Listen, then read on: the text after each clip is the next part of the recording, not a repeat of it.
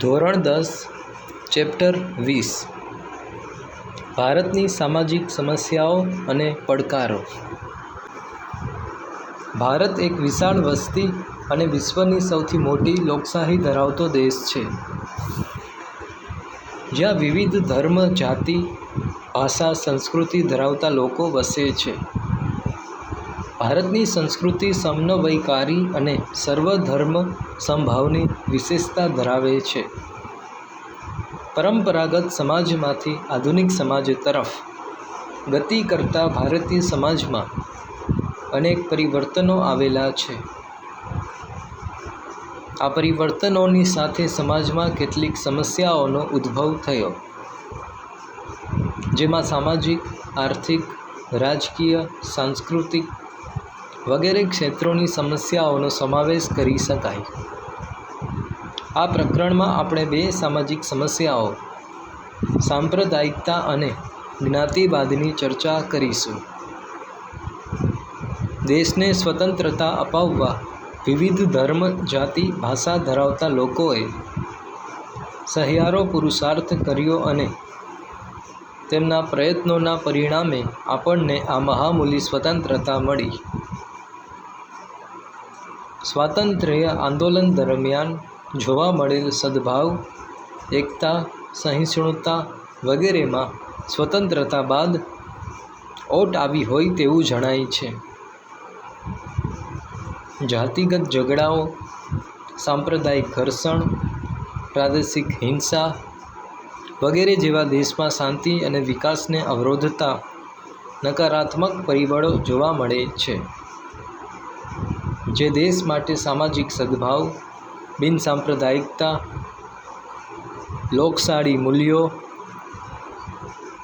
રાષ્ટ્રીય એકતા સામે ગંભીર પડકારો ઊભા થાય છે. સાંપ્રદાયિકતા. ધર્મ એ શ્રદ્ધા અને આસ્થાનો વિષય છે. મોટાભાગે માનવ કોઈને કોઈ ધર્મ કે સંપ્રદાયમાં માનતો હોય છે. ભારત એક બિનસાંપ્રદાયિક અને ધર્મનિરપેક્ષ દેશ છે. તેથી સંકુચિત સાંપ્રદાયિકતાનું આચરણ બંધારણની ભાવના વિરુદ્ધ છે. જ્યારે કોઈ ધાર્મિક જૂથ કે સમુદાય કોઈ પણ કારણસર બીજા ધર્મ કે સંપ્રદાયનો વિરોધ કરે છે, ત્યારે સાંપ્રદાયિક તણાવ ઉત્પન્ન થાય છે. કોઈપણ ધર્મ કે સંપ્રદાયના સભ્યો અન્ય ધર્મોની તુલનામાં પોતાના ધર્મ સંપ્રદાયને શ્રેષ્ઠ દર્શાવવાનો પ્રયાસ કરે અને પોતાના ધાર્મિક હિતને વધુ મહત્ત્વ આપે છે, ત્યારે તે દરેક નાગરિકને વ્યક્તિગત રીતે નહીં પરંતુ સાંપ્રદાયિક રીતે જુએ છે અને આવી વિચારધારા સમાજને વિભાજન તરફ લઈ જાય છે. સ્વાતંત્ર્ય પ્રાપ્તિના આટલા વર્ષો બાદ પણ આપણે સાંપ્રદાયિકતાની સમસ્યા પર સંપૂર્ણ નિયંત્રણ લાવી શક્યા નથી. સંકુચિત સાંપ્રદાયિકતા ઘણી રીતે નુકસાનકારક છે. તેનાથી દેશમાં સામાજિક તણાવ ઉત્પન્ન થાય છે.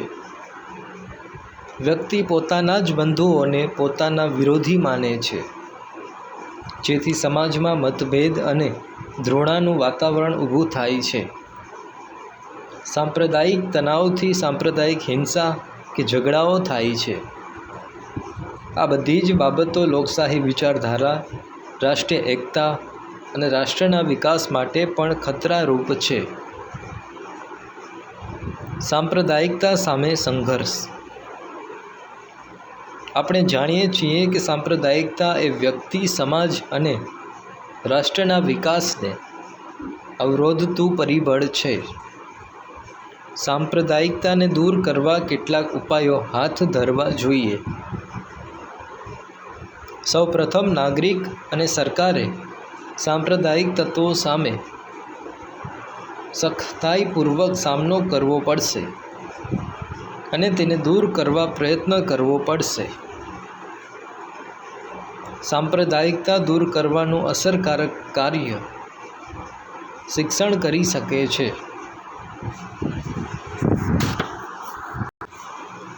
આપણા શિક્ષણમાં અને અભ્યાસક્રમોમાં બધા ધર્મોની સારી બાબતોને સામેલ કરવામાં આવે છે.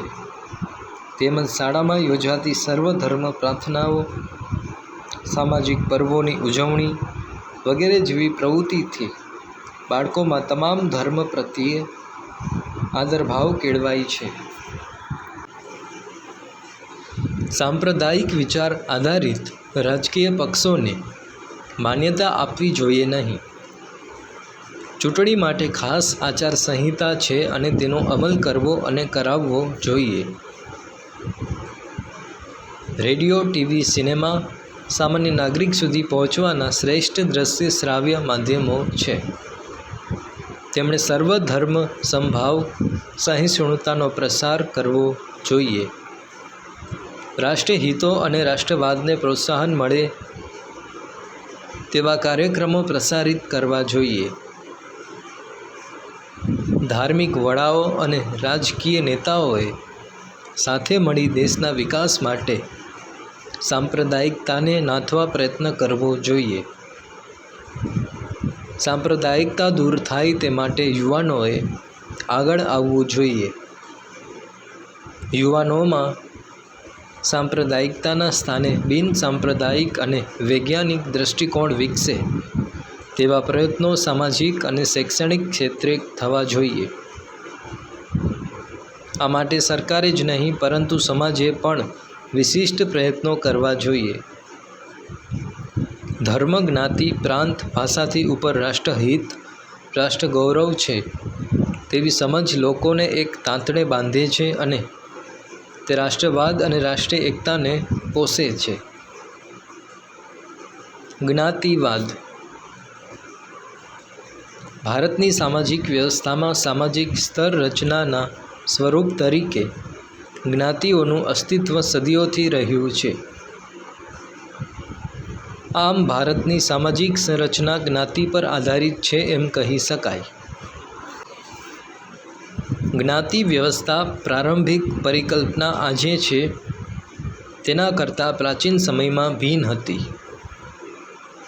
સમાજની જરૂરિયાતોની પરિપૂર્તિ અને શ્રમ વિભાજનના પાયારૂપ કાર્ય આધારિત જ્ઞાતિઓ હતી. પ્રારંભિક પરિકલ્પના મુજબ તે 4 વ્યવસાયો પર આધારિત વર્ણ વ્યવસ્થા બ્રાહ્મણ, ક્ષત્રિય, વૈશ્ય અને શૂદ્ર હતી.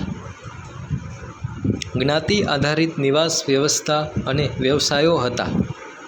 વ્યવસાયને આધારે આવકના સ્ત્રોત રહેતા સમાજમાં આવક જૂથના આધારે કેટલીક જ્ઞાતિઓ ઓછી આવક મેળવતી હોવાથી સમાજના અન્ય જ્ઞાતિ સમૂહોથી આર્થિક સ્થિતિમાં નબળી રહી ગઈ. ભારતમાં અંગ્રેજોના શાસનકાળ પહેલાંના સમયમાં કેટલીક જાતિઓ અન્ય સમૂહોથી દૂર સહેલાઈથી પહોંચી ન શકાય તેવા દુર્ગમ જંગલો અને પહાડી વિસ્તારમાં અલગ વસવાટ કરતી હતી. આ જાતિઓનું સામાજિક જીવન અને સાંસ્કૃતિક જીવન અન્ય પ્રજા સમૂહથી અલગ હતું. તેઓની પોતાની આગવી સંસ્કૃતિ, બોલી હતી. તે જાતિના લોકો પણ પેઢી દર પેઢી અલગ વસવાટ, એકાકી જીવન વગેરેના કારણે વિકાસ સાધી શક્યા નહીં. પરિણામે તેમની આર્થિક અને સામાજિક સ્થિતિ પણ નબળી રહી. લઘુમતીઓ, નબળા વર્ગો અને પછાત વર્ગોના હિતોના રક્ષણ માટે બંધારણીય જોગવાઈ. ભારતના બંધારણમાં લઘુમતીઓ, નબળા વર્ગો અને પછાત વર્ગોના રક્ષણ, કલ્યાણ અને વિકાસ માટે કેટલીક બંધારણીય જોગવાઈ કરવામાં આવી છે. આ બંધારણીય જોગવાઈઓ તેમના હિતોની રક્ષા, સામાજિક અસમાનતાનું નિવારણ અને તેમના કલ્યાણ અને વિકાસ માટે સુનિશ્ચિત કરી છે. ભારતનું બંધારણ ભારતના તમામ નાગરિકોને સમાન રીતે સામાજિક, આર્થિક અને રાજનૈતિક ન્યાય પ્રદાન કરે છે. ભારતના બંધારણમાં જણાવ્યા મુજબ જાતિ, જ્ઞાતિ, ધર્મ, ભાષા, લિંગને આધારે કોઈપણ પ્રકારનો ભેદભાવ રાખવામાં નહીં આવે. દરેક વ્યક્તિને સમાન તક અને સમાન દરજ્જો પ્રાપ્ત થાય તેનો પણ બંધારણમાં ઉલ્લેખ છે. આ ઉપરાંત રાજ્યોને એવા પણ અધિકાર આપવામાં આવ્યા છે કે તેને કલ્યાણકારી રાજ્યનું દાયિત્વ નિભાવવા તથા નબળા અને પછાત વર્ગોની રક્ષા કરવા કેટલાક મૂળભૂત અધિકારો પર પણ બંધારણમાં રહીને યોગ્ય પ્રતિબંધ લગાવી શકે છે. ધાર્મિક સ્વતંત્રતાનો અધિકાર કોઈપણ ધર્મનું પાલન કરવાની સ્વતંત્રતા આપે છે. લઘુમતીઓ, નબળા વર્ગો અને પછાત વર્ગોને બંધારણીય હક આપવા પાછળનો મુખ્ય ઉદ્દેશ એ છે કે તેઓને રાષ્ટ્રમાં સમાન તક, ન્યાય અને દરજ્જો આપવો. રાષ્ટ્રની પંચવર્ષીય યોજનાઓમાં પણ આ બધા વર્ગો માટે ખાસ ધ્યાન રાખવામાં આવ્યું છે. લઘુમતીઓ ધર્મ કે ભાષાના આધારે કોઈપણ પ્રદેશ કે પ્રદેશોમાં બહુમતીમાં ન હોય તેવા લોક સમૂહને લઘુમતી કહેવામાં આવે છે. ભારતના બંધારણમાં લઘુમતી માટે સ્પષ્ટ વ્યાખ્યા કરવામાં આવી નથી. દેશ કે પ્રદેશની વસ્તીમાં અડધા કે તેથી ઓછી સંખ્યા ધરાવતા લોક સમૂહને લઘુમતી કહી શકાય. લઘુમતીઓનો ખ્યાલ કોઈપણ ધર્મ, ભાષા કે પ્રદેશ પૂરતો મર્યાદિત નથી. રાષ્ટ્રીય સ્તર પર લઘુમતીઓની જેમ જ રાજ્ય સ્તર પર સ્થાનિક અથવા પ્રાદેશિક લઘુમતીઓની નોંધ લેવી પડે. માટે જ રાષ્ટ્રીય સ્તર પર લઘુમતીઓની સંકલ્પના એ રાજ્ય સ્તરની સંકલ્પના કરતાં બિલકુલ ભિન્ન છે. એટલે કે જો કોઈ લોક સમુદાય, કોઈ પ્રદેશ રાજ્યની કુલ વસ્તીના પ્રમાણમાં બહુમતીમાં હોય તો પણ રાષ્ટ્રીય રીતે લઘુમતીમાં હોઈ શકે તથા તેનાથી અલગ જે તે રાજ્યમાં લઘુમતીમાં હોય તેવો વર્ગ રાષ્ટ્રીય સ્તરે બહુમતીમાં પણ હોઈ શકે. ભારતમાં લઘુમતીઓને બહુમતીઓની જેમ જ અધિકારો સમાન ધોરણે મળ્યા છે. લઘુમતીઓની સંસ્કૃતિ, ધર્મ, લિપિ તથા ભાષાઓના સંરક્ષણ અને પ્રોત્સાહન માટે બંધારણમાં કેટલીક વિશેષ જોગવાઈઓ કરવામાં આવી છે. જેમ કે લઘુમતીઓના હિતો અને તેમના કલ્યાણ અને વિકાસ માટે રાષ્ટ્રીય લઘુમતી પંચની રચના કરવામાં આવી છે. ધાર્મિક સ્વતંત્રતાનો અધિકાર લઘુમતીઓને વિશ્વાસ અપાવે છે કે તે પોતાના ધર્મના પ્રચાર, પ્રસાર અને પ્રોત્સાહન માટે પ્રયત્નો કરી શકે છે. કાયદો બળપૂર્વક ધર્માંતરણને માન્ય રાખતો નથી. સરકારી સહાય લેતી કોઈપણ શિક્ષણ સંસ્થામાં ધાર્મિક શિક્ષણ આપી શકાતું નથી. તમામ ધાર્મિક સમુદાયોને તેમના ધર્મના વ્યવસ્થાપન અને ધાર્મિક કાર્યો માટે સંપત્તિ મેળવવાનો, તેની દેખરેખ રાખવાનો અધિકાર છે. સાંસ્કૃતિક અને શૈક્ષણિક અધિકાર દ્વારા લઘુમતીઓ પોતાની લિપિ અને સંસ્કૃતિઓનું રક્ષણ કરી શકે છે. સરકારી સહાય મેળવતી કોઈપણ સંસ્થામાં ધર્મ, વંશ, જાતિ, વર્ણ કે ભાષાના આધારે કોઈપણને પ્રવેશ મેળવતા અટકાવી શકાશે નહીં. સમાજના તમામ વર્ગોને પોતાની પસંદગી પ્રમાણે ભાષા, લિપિ જાળવવાનો, વિકાસ કરવાનો અને તે માટે શૈક્ષણિક સંસ્થા સ્થાપવાનો અને ચલાવવાનો અધિકાર છે. ભારતીય લઘુમતીના બાળકોને પ્રાથમિક શિક્ષણ માતૃભાષામાં મળે તેવી સુવિધા રાજ્ય સરકાર આપે છે. અનુસૂચિત જાતિઓ અને અનુસૂચિત જનજાતિઓ. અનુસૂચિત જાતિઓ અને અનુસૂચિત જનજાતિઓની કોઈ વ્યાખ્યા ભારતના બંધારણમાં સ્પષ્ટ કરવામાં આવી નથી. સંબંધિત રાજ્યના રાજ્યપાલની સલાહથી રાષ્ટ્રપતિના આદેશ દ્વારા તેનો વિશેષ ઉલ્લેખ કરવામાં આવ્યો છે.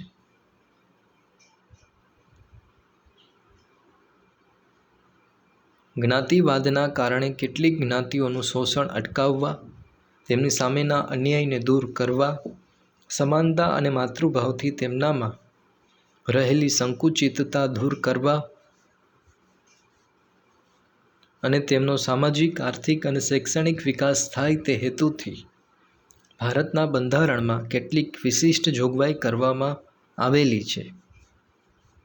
બંધારણની કલમ 341માં જણાવ્યા પ્રમાણેની અનુસૂચિમાં સમાવિષ્ટ જ્ઞાતિને અનુસૂચિત જાતિઓ તરીકે ઓળખવામાં આવે છે. જ્યારે બંધારણની કલમ 342 પ્રમાણેની અનુસૂચિ પ્રમાણે સમાવિષ્ટ જાતિઓને અનુસૂચિત જનજાતિઓ તરીકે ઓળખવામાં આવે છે. અનુસૂચિત જનજાતિઓમાં એવા લોકોનો સમાવેશ કરવામાં આવે છે કે જેઓ મોટા ભાગે જંગલ કે પહાડી વિસ્તારમાં રહે છે, વિશિષ્ટ ભૌગોલિક સ્થિતિમાં નિવાસ કરે છે અને બીજા કરતાં અલગ સામાજિક અને સાંસ્કૃતિક જીવન ધરાવે છે, સામાન્ય લોકો કરતાં આર્થિક અને શૈક્ષણિક રીતે પછાત છે. બંધારણીય જોગવાઈઓ. આપણા બંધારણમાં અનુસૂચિત જાતિઓ અને અનુસૂચિત જનજાતિઓના વિકાસ અને કલ્યાણ માટે કેટલીક ખાસ જોગવાઈઓ કરવામાં આવી છે, જે નીચે મુજબ છે. સામાન્ય જોગવાઈઓ. બંધારણીય આર્ટિકલ 15 પ્રમાણે કેવળ ધર્મ, જાતિ, જ્ઞાતિ, જન્મસ્થાન કે તેમાંની કોઈપણ બાબતોને કારણે ભેદભાવ કરવા પર પ્રતિબંધ મૂકે છે. વધુમાં આ કલમ દ્વારા એવું પણ જણાવવામાં આવ્યું છે કે કોઈપણ નાગરિક આ બાબતો હેઠળ દુકાન, જાહેર રેસ્ટોરાં, હોટલો, જાહેર મનોરંજન સ્થળોમાં પ્રવેશ મેળવવા અંગે, કૂવા, તળાવ, સ્નાન માટેના ઘાટ, રસ્તાઓ, સર્વાંગ અથવા અંશતઃ રાજ્ય તરફથી નિભાવાતા અથવા જાહેર જનતાના ઉપયોગ માટે અર્પણ કરાયેલા સ્થાનોના ઉપયોગ અંગે કોઈપણ નાગરિક પર કોઈપણ પ્રકારની ગેરલાયકાત, જવાબદારી, નિયંત્રણ અથવા શરતો લાદી શકશે નહીં. આર્ટિકલ 29 પ્રમાણે ભારતના પ્રદેશમાં અથવા તેના કોઈપણ ભાગમાં વસતા કોઈપણ નાગરિકો જો કોઈ વિશિષ્ટ ભાષા, લિપિ કે પોતાની કહી શકાય તેવી સંસ્કૃતિ ધરાવતા હશે તો તેને સાચવવાનો એમને અધિકાર રહેશે અને કેવલ ધર્મ, જ્ઞાતિ, ભાષા કે તેમાંના કોઈપણના આધારે રાજ્ય તરફથી નિભાવાતી અથવા નાણાકીય સહાયથી ચાલતી શિક્ષણની કોઈપણ સંસ્થામાં કોઈપણ નાગરિકને પ્રવેશ મેળવતા અટકાવી શકાય નહીં. ખાસ જોગવાઈ. રાજનીતિના માર્ગદર્શક સિદ્ધાંતોની કલમ 46 અનુસાર રાજ્યની પ્રજાના પછાત વિભાગો અને ખાસ કરીને અનુસૂચિત જાતિ અને અનુસૂચિત જનજાતિઓના કેળવણી વિષયક અને આર્થિક લાભો જળવાય તે માટે રાજ્ય ખાસ કાળજી લેશે અને સામાજિક અન્યાય અને કોઈપણ પ્રકારના શોષણ સામે તેમનું રક્ષણ કરશે. આર્ટિકલ 16 તેમાં 4 પ્રમાણે રાજ્ય હસ્તકની નોકરીઓમાં અમુક વર્ગોનું પ્રતિનિધિત્વ જળવાયું નથી એમ રાજ્યને લાગે તો તેમના માટે જગ્યાઓ અથવા નિમણૂકો અનામત રાખવાની જોગવાઈ કરવાનો રાજ્યને અધિકાર રહેશે. આર્ટિકલ 330, 332, 334 પ્રમાણે અનુસૂચિત જાતિ અને અનુસૂચિત જનજાતિના લોકો માટે રાજ્યની વિધાનસભા તેમજ કેન્દ્રની લોકસભામાં તેમના માટે કેટલીક બેઠકો અનામત રાખવામાં આવી છે. કેન્દ્રમાં રાજ્યસભામાં કોઈપણ બેઠક અનામત રાખવામાં આવી નથી. ગ્રામ પંચાયત અને નગરપાલિકામાં પણ અનુસૂચિત જાતિ અને અનુસૂચિત જનજાતિ માટે કેટલીક બેઠકો અનામત રાખવામાં આવી છે. આ ઉપરાંત જુદી જુદી પંચવર્ષીય યોજનાઓ હેઠળ છાત્રાલયોની રચના, શિષ્યવૃત્તિની યોજના અને વિવિધ પ્રતિયોગિતા કસોટી માટે તાલીમ અને માર્ગદર્શન વર્ગો શરૂ કરવામાં આવ્યા છે. શૈક્ષણિક વિકાસાર્થે આશ્રમ શાળાઓ શરૂ કરવામાં આવી છે. સરકારી નોકરીઓમાં આ જાતિના ઉમેદવારો માટે ઉંમર, ફી, લાયકાતના લઘુ ધોરણમાં કેટલીક છૂટછાટ આપવામાં આવી છે. ડૉક્ટર બાબા સાહેબ આંબેડકર સંસ્થા દ્વારા ડૉક્ટર આંબેડકર રાષ્ટ્રીય પુરસ્કાર એવા વ્યક્તિ સંસ્થાને આપવામાં આવે છે જે નબળા વર્ગોને સામાજિક સમજ, ઉદ્ધાર, પરિવર્તન, ક્ષમતા, ન્યાય અને માનવ ગરિમા માટે કાર્ય કરતા હોય. અનુસૂચિત જાતિ અને અનુસૂચિત જનજાતિના કલ્યાણ અને વિકાસ અર્થે રાજ્યમાં અલગ વિભાગ અને કેન્દ્રમાં વિશિષ્ટ અધિકારીની નિમણૂક કરવામાં આવી છે. આ ઉપરાંત રાષ્ટ્રીય કક્ષાએ આ જાતિઓ માટે રાષ્ટ્રીય આયોગની સ્થાપના કરવામાં આવી છે. તેમજ રાજ્ય અને કેન્દ્ર સરકાર દ્વારા આ જાતિઓના સામાજિક, શૈક્ષણિક અને આર્થિક વિકાસ માટે વિવિધ પ્રકારની યોજનાઓ શરૂ કરવામાં આવી છે. ફક્ત અનુસૂચિત જાતિ માટેની જોગવાઈ. બંધારણની કલમ 17 અન્વયે અસ્પૃશ્યતા નાબૂદ કરવામાં આવી છે. અસ્પૃશ્યતા સંદર્ભે કોઈપણ સ્વરૂપે કરાતું આચરણ અમાન્ય છે. અસ્પૃશ્યતામાંથી ફલિત થતી કોઈપણ ગેરલાયકાતનો અમલ કરવો કાયદાની રૂએ શિક્ષાપાત્ર ગુનો બને છે. આર્ટિકલ 25 પ્રમાણે રાજ્યોના સામાજિક કલ્યાણ અને સુધારણા માટે કે જાહેર ગણી શકાય તેવી હિન્દુ ધાર્મિક સંસ્થાઓને હિન્દુઓના તમામ વર્ગો અને વિભાગો માટે સાર્વત્રિક પ્રવેશ માટે સમાન કાયદો કરવાનો અગર તે અંગેનો અમલમાં હોય તેવો કોઈ કાયદો ચાલુ રાખવાનો અધિકાર છે.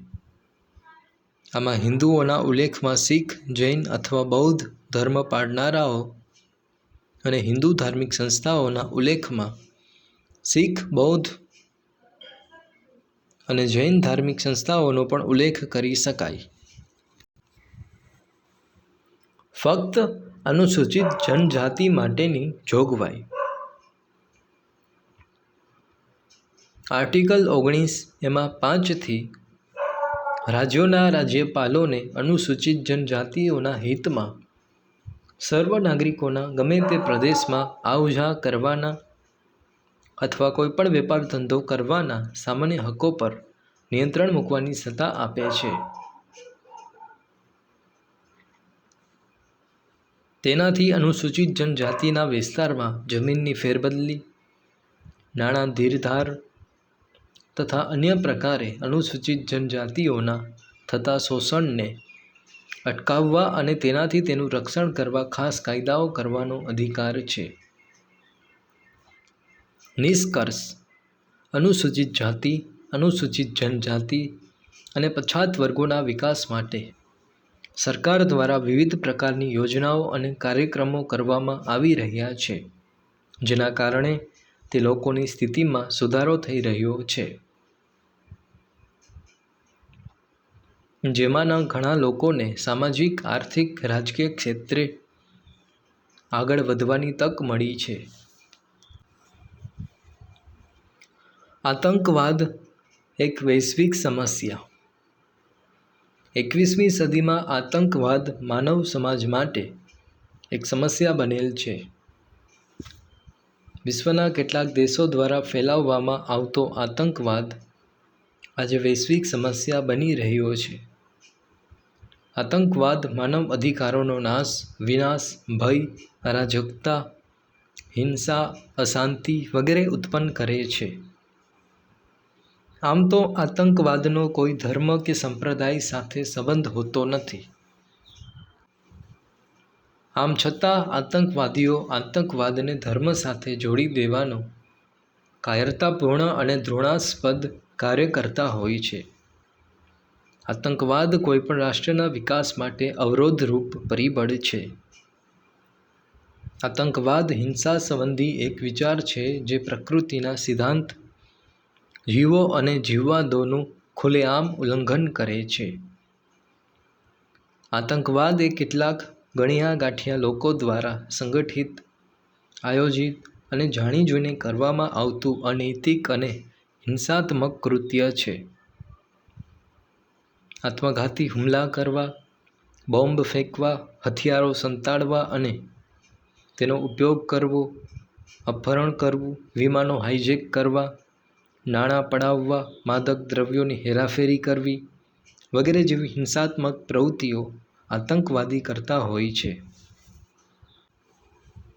ભારતમાં બળવાખોરી અને આતંકવાદ. આતંકવાદ અને બળવાખોરી પ્રવૃત્તિ વચ્ચે બહુ સૂક્ષ્મ અંતર છે. બળવાખોરી જે તે રાષ્ટ્રની સમસ્યા છે. આતંકવાદ તે એક વૈશ્વિક સમસ્યા છે. બળવાખોરી તે પોતાની સરકાર વિરુદ્ધ એક પ્રાદેશિક ફલક પર વિસ્તરેલી હોય છે. આતંકવાદ તે પોતાના અથવા અન્ય દેશની વિરુદ્ધ હોય છે. તે આંતરરાષ્ટ્રીય ફલક ધરાવે છે. બળવાખોરી તે સ્થાનિક લોકોના સહકારથી ચાલતી હોય છે. આતંકવાદ તેને સ્થાનિક લોકોના સહકાર મળે પણ ખરો અને ન પણ મળી શકે. બળવાખોરી પ્રભાવિત રાજ્યો કે પ્રદેશોનો વિકાસ અટકી જાય છે. આતંકવાદ પ્રભાવિત રાષ્ટ્રોનો વિકાસ અટકી જાય છે. આમ જોઈએ તો બળવાખોરી સ્થાનિક અસંતોષમાંથી જન્મે છે અને આતંકવાદને આવું કોઈ બંધન નથી. આજે ભારત આંતરિક બળવાખોરી અને આતંકવાદ સામે લડી રહ્યું છે. નક્સલવાદી આંદોલન. માઓ સે તુંગના નેતૃત્વ નીચે ચીનની ક્રાંતિથી પ્રેરણા લઈ નક્સલવાદી આંદોલન ભારતમાં સૌપ્રથમ ઈસવીસન 1967માં પશ્ચિમ બંગાળમાં શરૂ થયો.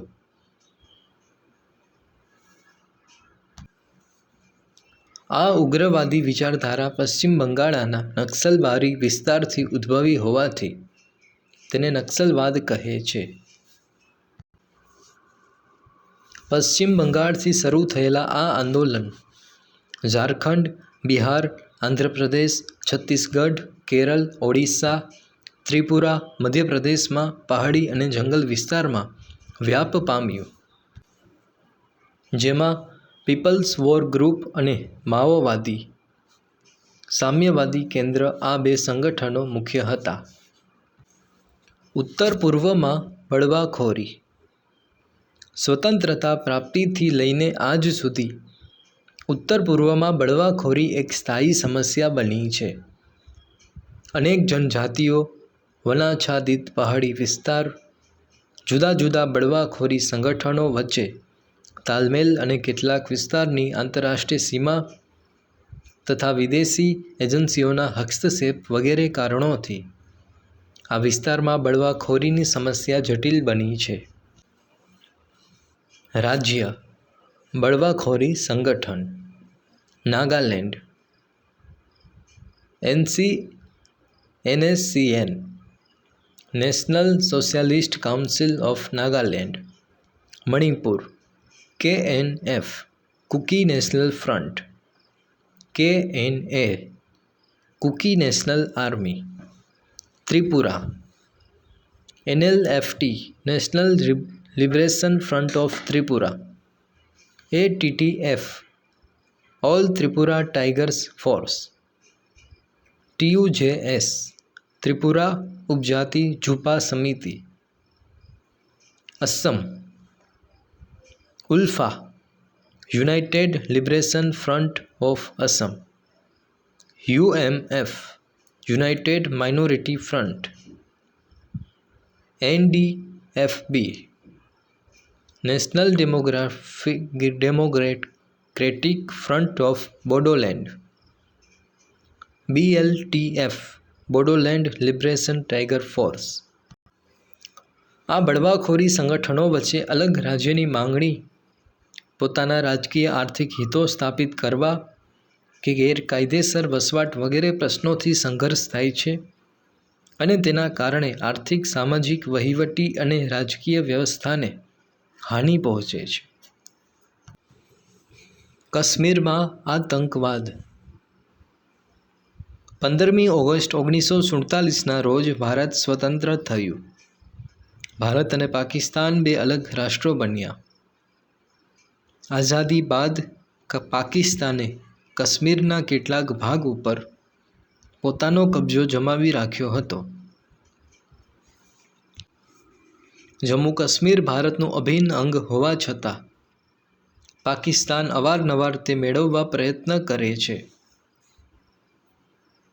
અને આ માટે તેણે યુદ્ધ પણ કર્યા છે અને દરેક યુદ્ધમાં આપણા સૈનિકોએ પાકિસ્તાનને નાલેસીજનક પરાજય પણ આપેલ છે. ઈસવીસન 1988 પછી કાશ્મીરમાં આતંકવાદ વધી ગયો છે. અપહરણ, હત્યા, બોમ્બ વિસ્ફોટ વગેરે પ્રવૃત્તિ દ્વારા આતંકવાદીઓ ભય ફેલાવી પોતાનો સ્વાર્થ સાધવા માંગે છે અને તેના પરિણામે કાશ્મીરમાં અનેક પંડિત કુટુંબોએ ના છૂટકે વતન છોડીને સ્થળાંતર કરવું પડ્યું છે. આવા હજારો કુટુંબો શરણાર્થીઓ તરીકે કાશ્મીર બહાર જીવી રહ્યા છે. કાશ્મીરના આતંકવાદને સીમા પારથી સતત સહાય મળતી રહે છે. આતંકવાદીઓનો આશય ભારતમાં ભય અને અસ્થિરતા ઊભી કરવાનો છે. આતંકવાદી પ્રવૃત્તિઓને બંધ કરવા ભારત મક્કમતાપૂર્વક અને મજબૂત રીતે પ્રયત્નો કરી રહ્યું છે. ભારત માત્ર ભારતમાં થતા આતંકવાદનો વિરોધ કરે છે તેવું નથી. કોઈપણ સ્થાને, કોઈપણ રીતે અને કોઈપણ સમયે થતા આતંકવાદનો વિરોધ કરે છે. આ આતંકવાદનો સફાયો થાય તે હેતુથી ભારતના અનેક સૈનિકોએ શહીદી વહોરી છે. આતંકવાદની સામાજિક અસરો. આતંકવાદ સમાજને વિઘટન તરફ દોરી જાય છે. આતંકવાદીઓ ભય, લૂંટફાટ, હિંસા જેવી પ્રવૃત્તિ કરી લોકોમાં સંદેહ, ભય ઉત્પન્ન કરે છે. નાના બાળકોથી લઈ વૃદ્ધો પર આ ભયની અસર થાય છે. આતંકવાદ પીડિત પ્રદેશમાં વિદ્યાર્થીઓના શિક્ષણને પ્રતિકૂળ અસર પહોંચે છે. આતંકવાદના પરિણામે સમાજના લોકોનો એકબીજા પરનો વિશ્વાસ ઘટતો જાય છે. પરસ્પર ભાઈચારાની ભાવના ઓછી થતી જાય છે. ઘણીવાર સાંપ્રદાયિક ઝઘડાઓ ઊભા થાય છે અને તેના પરિણામે સમાજ વ્યવસ્થા છિન્નભિન્ન બને છે. સમાજમાં અવ્યવસ્થા અને અશાંતિ ઉત્પન્ન થાય છે. આતંકવાદ પ્રભાવિત ક્ષેત્રમાં લોકો સામાજિક ઉત્સવો ઉત્સાહથી ઉજવી શકતા નથી. આને પરિણામે લોકોને જોડતા આંતરવ્યવહારો ખોરવાય છે. આતંકવાદની આર્થિક અસરો. આતંકવાદના પરિણામે વેપાર ઉદ્યોગના વિકાસ માટે પ્રોત્સાહક વાતાવરણ નિર્માણ પામતું નથી. જે તે પ્રદેશનો વેપાર ઉદ્યોગનો વિકાસ અટકી જાય છે. વેપાર ઉદ્યોગને માઠી અસર થતાં લોકોને અન્ય પ્રદેશમાં વેપાર રોજગાર કરવા સ્થળાંતર કરવું પડે છે. કેટલાક આતંકવાદી સંગઠનો મૂડીપતિ, ઉદ્યોગપતિ, કર્મચારીઓ, વેપારીઓ પાસેથી ભય બતાવી નાણાં પડાવે છે. આતંકવાદીઓ માદક દ્રવ્યોની હેરાફેરી અને કાળા નાણાં વગેરે જેવા અસામાજિક કાર્યો કરે છે. તેથી દેશમાં સામાજિક આર્થિક સમસ્યાઓ ઉત્પન્ન થાય છે. આતંકવાદીઓ રેલવે, રેડિયો સ્ટેશનો, રસ્તા, પુલ, સરકારી મિલકતો વગેરેને નુકસાન પહોંચાડે છે. તેથી આ મિલકતોના પુનઃસ્થાપન માટે કરોડો રૂપિયા ખર્ચવા પડે છે. સરકારને સલામતી અને સુરક્ષા માટે કરોડો રૂપિયા ખર્ચવા પડે છે. તેથી સમાજ ઉપયોગી વિકાસ કાર્યો ઓછા પ્રમાણમાં થાય છે. આતંકવાદના પરિણામે રાજ્યના અને રાષ્ટ્રના પરિવહન ઉદ્યોગ, પર્યટન ઉદ્યોગને આર્થિક નુકસાન સહન કરવું પડે છે. આમ આતંકવાદ સામાજિક આર્થિક રીતે નુકસાનકારક છે. તેથી આ સમસ્યાનું નિરાકરણ લાવવું આવશ્યક છે. પ્રવૃત્તિ: સર્વધર્મ સમભાવ વિષય પર નિબંધ સ્પર્ધા, વક્તૃત્વ સ્પર્ધાનું આયોજન કરવું. આતંકવાદ અટકાવવાના ઉપાયો પર ચર્ચા સભાનું આયોજન કરો. ભારતની રાષ્ટ્રીય એકતાને પોષે તેવા સમાચારો, ફોટાઓનો સંગ્રહ કરી સ્ક્રેપ બુક બનાવો. ભારતની સિદ્ધિઓ, સાંસ્કૃતિક એકતા, વિવિધતામાં એકતા, વૈજ્ઞાનિક સિદ્ધિઓ, પ્રાકૃતિક વિશિષ્ટતાઓ વગેરે વિષય પર વક્તાશ્રીઓના વક્તવ્ય ગોઠવો.